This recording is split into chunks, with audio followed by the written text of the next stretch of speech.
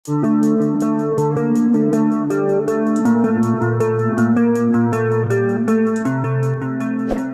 दोस्तों, शुरुआत करते हैं रोचक प्रस्तावना के पहले प्रश्न से, जो कि आपकी स्क्रीन पे आ चुका है। पहला प्रश्न, एक शिक्षक को अपनी कक्षा में बच्चों को पढ़ाने के पहले शुरुआत करना चाहिए। तो आप जानते हैं, पढ़ाने के पहले एक शिक्षक को रोचक प्रस्तावना से शुरुआत करनी चाहिए। दूसरा विकल्प आपका करेक्ट होगा। नेक्स्ट, एक शिक्षक को अपनी कक्षा में जो पढ़ाना है उसकी शुरुआत सबसे पहले करनी चाहिए।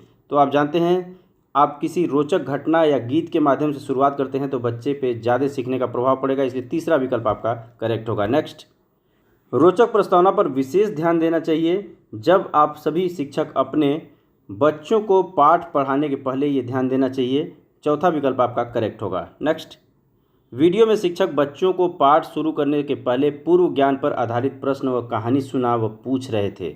तो दोस्तों, आप जानते हैं, वीडियो आपने देखा भी होगा, अनेक प्रकार के जंतुओं के बारे में बातचीत हो रही थी और उसी के संदर्भ में वो प्रश्न भी पूछ रहे थे। तीसरा विकल्प करेक्ट होगा। नेक्स्ट, एक शिक्षिका बच्चों को रुचिकर कविता के माध्यम से बच्चों को विषय वस्तु से जोड़ने का प्रयास कर रही है। शिक्षिका द्वारा किया जाने वाला यह कार्य है।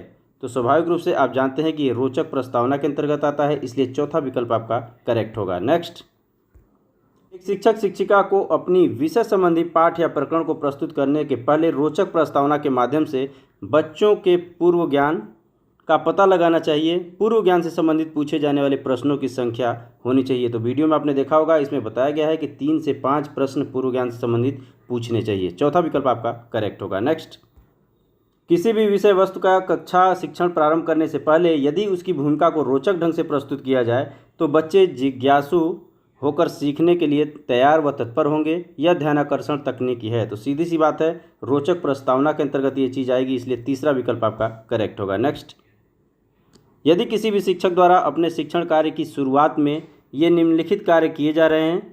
पहला कार्य है, किसी रोचक घटना या दृष्टांत को सुनाकर पाठ्य वस्तु की शुरुआत की जा रही है, ये सही है।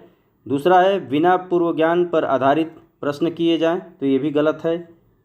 तीसरा है, रुचिकर कविता या गीत सुनाकर, तो ये भी अच्छा है। तो यानी कि पहला और तीसरा विकल्प सही लग रहा है, इसलिए करेक्ट आंसर आपका पहला और तीसरा वाला विकल्प होगा। इस तरह से तीसरा विकल्प जो दिया गया है 1 और 3, ये आपका करेक्ट आंसर होगा। नेक्स्ट, शिक्षक पाठ को शुरू करने से पहले बच्चों के पूर्व ज्ञान पर आधारित कहानी, गीत, कविता या कोई दृष्टांत सुनाते हैं, तो यह सभी नीचे दिए गए जो विकल्प 4 हैं उनमें सरल से कठिन की तरफ अंतर्गत आता है, इसलिए चौथा विकल्प आपका करेक्ट होगा। नेक्स्ट,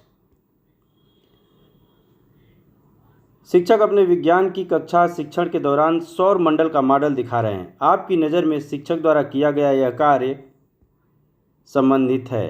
तो स्वाभाविक है, ये रोचक प्रस्तावना का ढंग है, तो इसलिए तीसरा विकल्प आपका करेक्ट होगा। नेक्स्ट, और यहाँ पे 10 क्वेश्चन आपने अटेंड कर लिए हैं। देखते हैं कितने क्वेश्चंस के आंसर जो है हमारे करेक्ट हैं। चलिए सबमिट बटन पे हम क्लिक करते हैं। हमने क्लिक कर दिया दोस्तों, और क्लिक करने के बाद यहाँ पे देख सकते हैं आप 10 क्वेश्चंस आपने अटेम्प्ट किए हैं और 10 क्वेश्चंस आपके राइट आंसर रहे हैं। तो इस तरह से चलिए अब देखते हैं कोर्स 4 को। आइए दोस्तों, देखते हैं चौथे कोर्स को। शिक्षण अधिगम सामग्री का सार्थक उपयोग किया जाना किस प्रकार से करते हैं। पहला प्रश्न आपकी स्क्रीन पे आ चुका है, कौन सी शिक्षण अधिगम सामग्री श्रव्य उपकरण नहीं है। श्रव्य मतलब सुनना, तो इस तरह से ग्रामोफोन, टेप रिकॉर्डर, रेडियो सुनने वाले हैं। फ्लैश कार्ड जो होता है वो श्रव्य नहीं होता है, इसलिए चौथा विकल्प आपका करेक्ट होगा। नेक्स्ट, ज्ञानेंद्रियों के अनुभव पर आधारित सर्वोत्तम शिक्षण अधिगम सामग्री कौन सी है। तो दोस्तों, ज्ञानेंद्रियों पर आधारित जो सर्वोत्तम होगा वो श्रव्य दृश्य सामग्री होता है, इसलिए तीसरा विकल्प आपका करेक्ट होगा। नेक्स्ट, शिक्षण अधिगम सामग्री के रूप में श्रव्य दृश्य सामग्री की उपयोगिता है। बच्चों की ज्ञानेंद्रियों को सक्रिय कर सीखने में इसकी सबसे अहम भूमिका होती है, इसलिए दूसरा विकल्प आपका करेक्ट होगा। नेक्स्ट, कौन सा कथन शिक्षण अधिगम सामग्री से संबंधित विशेषताओं से भिन्न है। तो दोस्तों, इसमें भिन्न आपको डिफरेंट कौन है वो देखना है। तो यहाँ पे तीसरा जो विकल्प आपको दिख रहा है, शिक्षण अधिगम सामग्री के निर्माण में अधिक धन और समय व्यय किया हो, ये आपका करेक्ट आंसर होगा। इसे आप सेलेक्ट करके नेक्स्ट पे क्लिक करेंगे। नाटक अथवा अभिनय उदाहरण है, तो आप अच्छी तरह से जानते हैं ये श्रव्य भी है और दृश्य भी है, इस तरह से चौथा विकल्प आपका करेक्ट होगा, श्रव्य दृश्य सामग्री का। नेक्स्ट,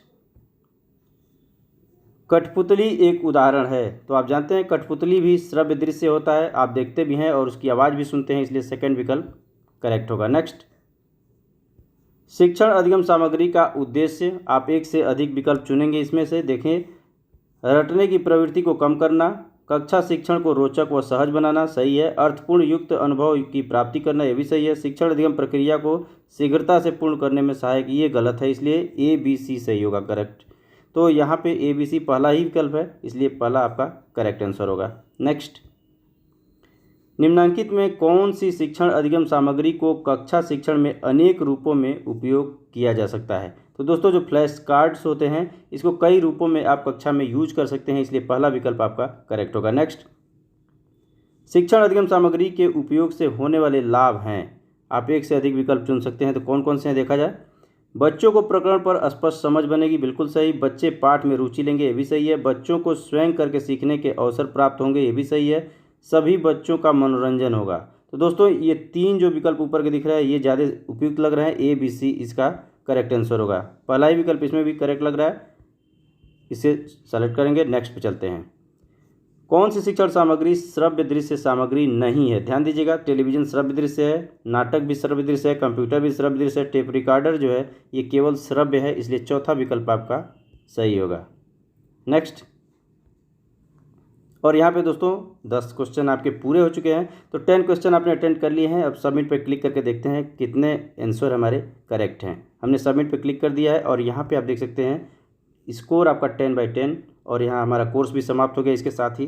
तो चलिए आपको भी बधाइयाँ। तो दोस्तों आज के वीडियो में बस इतना ही, मिलते हैं नेक्स्ट वीडियो में, तब तक के लिए नमस्कार।